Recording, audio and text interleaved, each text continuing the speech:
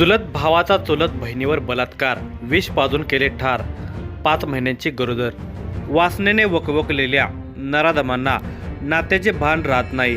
पवित्र मानल्या जाणाऱ्या नात्यातही ते वासनात कलंक लावतात।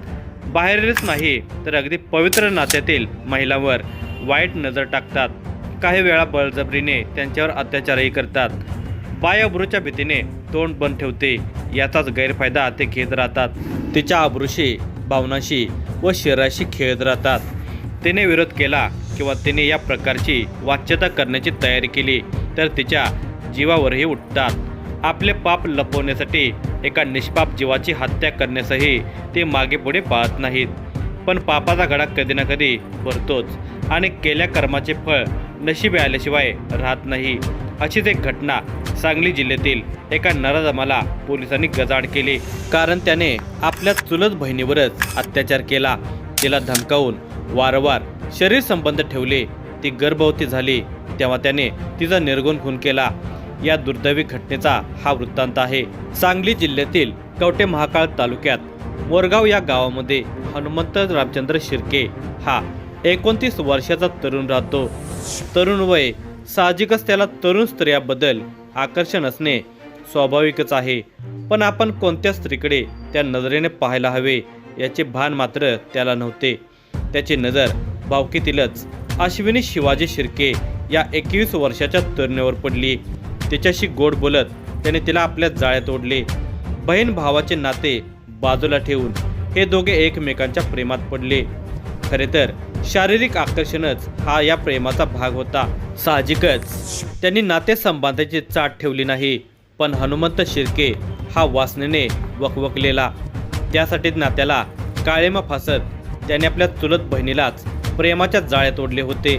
तिच्याशी गोड गोड बोलून तिला शरीर संबंध ठेवण्याची गळही घातली, पण तिने त्यास नकार दिला।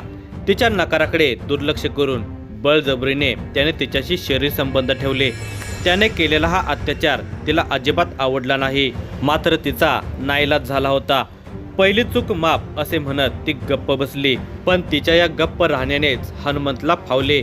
तो आता नेहमीच त्याच्याकडून शरीर सुख मागू लागला। ती मात्र त्याच्यापासून दूर राहत होती। त्याला हवे ते सुख ती देत नसल्याने तो अस्वस्थ झाला होता। वासना शमवण्यासाठी त्याने तिला धमकी द्यायला सुरुवात केली। तुझ्या बाबाची बोंबाबोंब मी गावात करेन अशी धमकी देत तो तिच्याशी वारंवार शरीर संबंध ठेवू लागला। आता तो सुख घेऊन बाजूला होत असला तरी निसर्ग आपले काम चोखपणे बजावत होता। काही दिवसात ती गरोदर राहिली। आपण गरोदर असल्याचे समजताच अश्विनीही घाबरली। आधीच अत्याचाराने ती हतबल झाली होती, आता तर गर्भवती झाल्याने काय करावे हे तिला सुचत नव्हते। आता ती हनुमंतला लग्नासाठी गळ घालू लागली। मी तुझ्यापासून गरोदर आहे, आता तू माझ्याशी लग्न कर। पण हनुमंत लग्न करण्यास तयार नव्हता। त्याला गोड बोलून, प्रेमाचे जाळे टाकून व लग्नाचे आमिष दाखवून तिचा केवळ उपभोग घ्यायचा होता। त्याने तिला स्पष्ट शब्दात नकार दिला, तसेच तिला गर्भपाताचा उपाय सुचवला, पण ती ऐकायला तयार नव्हती। मी गर्भपात करणार नाही असे तिने निश्चून सांगितले। तेव्हा मात्र हनुमंत शिर्के याला बहीण भावाच्या नात्याची आठवण आली। आपण नात्याने भाऊ बहीण आहोत, लोक काय म्हणतील त्यापेक्षा तू गर्भपात करून घे। तसे तू केले नाहीस तर याद राख असा त्याने अश्विनीला दम दिला।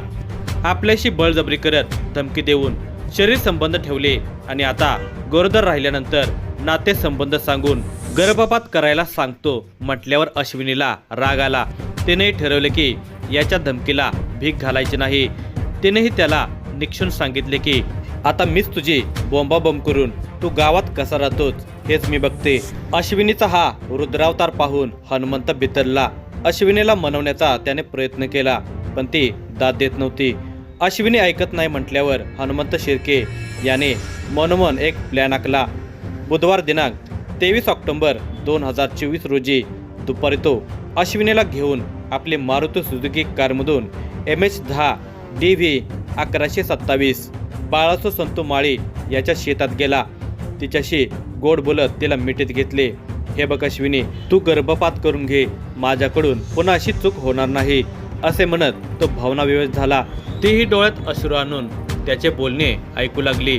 इतक्यात त्याने खिशात लपवून ठेवलेली विषारी औषधाची बाटली काढली आणि तिला जवळ ओढत बळजबरीने विष पाजले। ते जालिम विष होते. त्याचा अंमल अश्विनीवर लगेच जाणवू लागला. तिच्या तोंडातून फेस आला. ती खाली कोसळली आणि हातपाय व टाचा घासत तिने जीव सोडला. अश्विनीची चाललेली ही तडफड हनुमंत निर्विकारपणे बघत होता. तिची तडफड चालू असताना तो असेही म्हणाला, तू लवकर मर, तुझ्यापासून माझी कायमची सुटका होईल. तिची तडफड शांत झाल्यावर हनुमंत कार घेऊन तिथून पसार झाला. इकडे कुणालाही न सांगता अश्विनी कुठे गेली असे तिच्या घरचे लोक बोलू लागले. तिचा शोध घेण्यास सुरुवातही केली, पण रात्र उलटून गेली तरी ती मिळून आली नाही. दिनांक 24 ऑक्टोबर 2024 दिवस उजाडला. बाळासो संतू माळी यांच्या शेतामध्ये अश्विनीचा मृतदेह आढळून आला. आपली मुलगी या ठिकाणी कशी काय आली या विचाराने तिचे घरचे लोकही विचारात पडले. त्यांनी कवठे महाकाळ पोलीस ठाण्यात याविषयी कळवले. पोलीस निरीक्षक ज्योतिराम पाटील व त्यांच्या सहकाऱ्यांनी घटनास्थळी येऊन मृतदेहाचा आणि घटनास्थळाचा पंचनामा करून मृतदेह पोस्टमॉर्टमसाठी पाठवला. कवठे महाकाळ पोलीस ठाण्यात अकस्मात मयत नंबर 145/2024 दाखल करून तपास सुरू झाला. शवविच्छेदन अहवालात विष प्राशन केल्याने मृत्यू आणि मृत्यूसमयी ती 5 महिन्याची गरोदर असल्याचे निष्पन्न झाले. या घटनेने मोर गावात खळबळ उडाली. गावामध्ये कुजबूज सुरू झाली. घटनेचा पंचनामा करताना पोलिसांचे बारकाईने सगळीकडे लक्ष होते. घटनास्थळी उपअधीक्षक सुनील साळुंके हजर होते. त्यांनी आपल्या सहकाऱ्यांना सखोल माहिती घेण्याविषयी आदेश दिले होते. यावेळी पोलिसांच्या नजरा बारकाईने काही गोष्टी टिपत होत्या.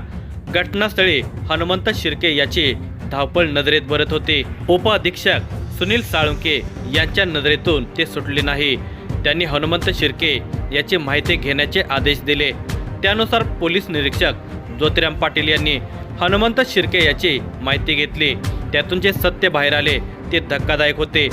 नात्याने चुलत भाऊ बहीण लागत असलेल्या हनुमंत शिर्के आणि अश्विनी शिर्के यांचे प्रेम संबंध असल्याची माहिती मिळाली.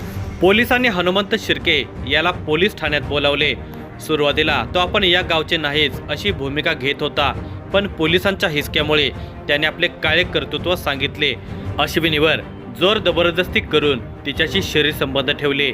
ती गरोदर राहिल्यानंतर तिला गर्भपात करण्यास सांगितले, पण ती ऐकत नसल्याने तिला बळजबरीने विष पाजून तिचा खून केल्याची कबुली हनुमंत शिर्के याने दिली. त्यानंतर कवठे महाकाळ पोलिसांनी सानिका शिर्के हिची फिर्याद घेतली. गुन्हा रजिस्टर नंबर 452/2024 भारतीय न्याय संहिता कलम 103, 64(2) फ 238-91-92 प्रमाणे खुनाचा गुन्हा दाखल करून हनुमंत रामचंद्र शिर्के वय वर्ष 29 राहणार मोरगाव तालुका कवठे महाकाळ यास जेरबंद केले. त्याला न्यायालयाने 7 दिवसांची पोलीस कोठडी ठोठावली आहे. या संपूर्ण प्रकरणाचा तपास पोलीस अधीक्षक संदीप घुगे, अप्पर पोलीस अधीक्षक ऋतू खोकर, पोलीस उपअधीक्षक जत सुनील साळुंके यांच्या मार्गदर्शनाखाली कवठे महाकाळ पोलीस स्टेशनचे पोलीस निरीक्षक ज्योतिराम पाटील, हवालदार नागेश मासाळ, राजू करांडे व सहकारी करत आहेत.